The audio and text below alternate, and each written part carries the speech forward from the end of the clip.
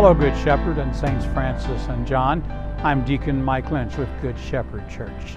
This week, we prepare with the gospel message for the 28th Sunday in Ordinary Time, a reading from the Gospel according to Luke.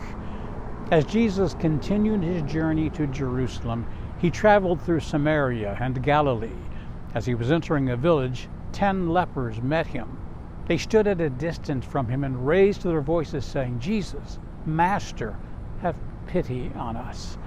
And when he saw them, he said, "Go show yourselves to the priests." As they were going, they were cleansed. And one of them, realizing he had been healed, returned, glorifying God in a loud voice.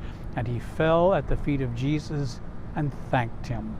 He was a Samaritan. Jesus said in reply, 10 were cleansed, were they not? Where are the other 9? Has none but this foreigner returned to give thanks to God? And then he said to him, "Stand up and go. Your faith has saved you."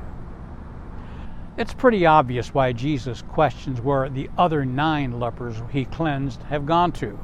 A failure to be thankful for the great gift of healing that Jesus had given them. All of the 10 lepers begged Jesus to have pity on them. Without hesitation, Jesus sends them to the priests to fulfill the requirements of Moses for purification of leprosy. And all were healed, even before seeing the priest. But to make the other 9 look even worse than their thanklessness, the one who returned to thank the Lord was a Samaritan, among the people whom the Jewish people despised. God's generosity bridges racial or cultural divides. The other lepers, presumably Jewish people, had been unable to associate with their fellow Jews since leprosy made them unclean. Do they simply take the great gift of healing and restoration for granted, as if they deserved it? All of us owe a debt of thankfulness to God for the gift of life itself, whatever He has given us in this life, and for redemption, the hope that we might spend eternity with Him, none of which we've earned.